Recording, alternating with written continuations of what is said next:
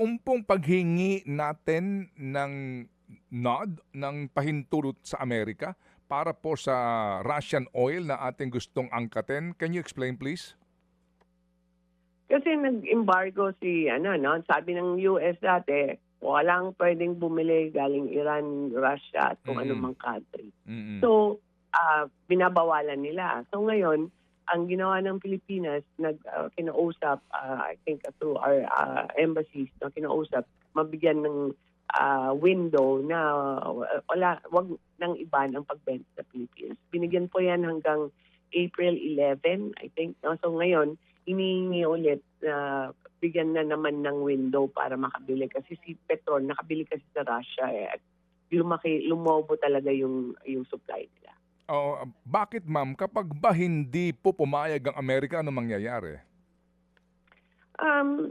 For on the part kasi ng mga private companies natin, tulad ng Petron, medyo hindi sila confident bumili pag wala yung pag-lift ng window. Kasi baka kasuhan ang private entity natin ng US. On the government side naman, I think, di ako DFA, pero I think it's more of like diplomatic channels. No? Ang tinatanong nga ako sa Senate the other day, kung gobyerno bibili, kailangan pa natin ng paalam. My opinion is hindi na kailangan kasi government to government naman yun. Pero we have to respect kung ano yun din yung pamamaraan ng diplomacy natin. Okay, pero practically ma'am dito, kaya ka humihingi ng pahintulot dahil sa embargo na pinatutupad ng Amerika sa mga kaalyadong bansa nila para po sa pag-aangkat ng langis from Russia. Kasi yung I understand, yung mga hindi naman nila kaalyado, patuloy lang po nag-aangkat from Russia, di po ba? Opo. At ang irony niyan is sila naman may pakana ng gera nito. Ngayon kailangan pa natin magpaalam. Ang dating ma'am kasi parang, di ba sa iba, no? Sa iba, sa mga, ang dating kasi para tayong tuta ng Amerikano dito Parang we are at their mercy, Parang ganun nangyayari, Kasi they caused the increase, actually. Sila nag-cause ng increase ng presyo ng langis at ng limitation ng supply. And now, we are asking, let's say, a window pa para makabili sa ibang sources dahil nasara nga yung source natin, So yes, I understand.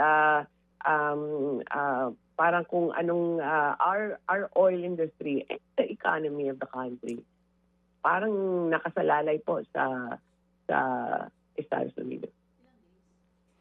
Yes. Paano ho namin dapat intindihin yan, ma'am? Oo nga po. Oo nga, Secretary. No, Paano? Because for me, ako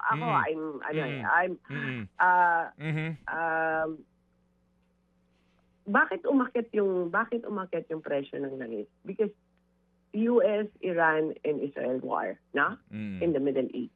Now, bakit nagkaroon tayo ng limitation ng supply or may mga cancellation ng orders natin before? Because of the US, Iran, and Israel war, This has been caused by the Middle East war, yung problema na we are suffering now, nagiging mahal ang presyo, hindi dahil hindi lang because of any actions within the Philippines, because of the war in the Middle East talaga. So ngayon po, nagpo-problema tayo. Naghanap tayo ng supply at murang supply. And one option of that is countries na may embargo yung Amerika na pinagbabawalan sila or magbenta sa atin or pinagbabawalan tayong bumili sa kanila.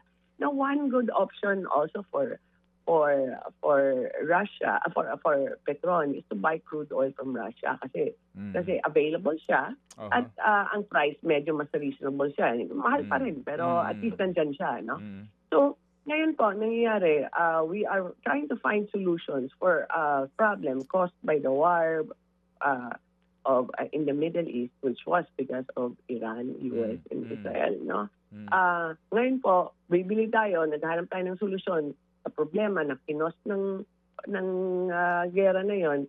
Ang isang solusyon is to buy from Russia. And now, in order for us to buy from Russia, we have to ask for a window pa na i-allow tayo bumili doon. So medyo full circle ang dependence natin. Mga kapatid, para sa iba pang mga balita at impormasyon, sundan niyo po kami sa X, Instagram, Facebook at syempre sa TikTok, True Network PH. Mag-subscribe din po kayo sa aming YouTube channel, True Network. May website din po tayo, truenetwork.ph, at pwede niyo rin po kaming mapanood sa Channel 19 ng aming True FM TV. Lagi pa rin makinig sa radyo dito po sa 105.9 True FM dahil dito, laging true sa'yo, kapatid. Dito tayo sa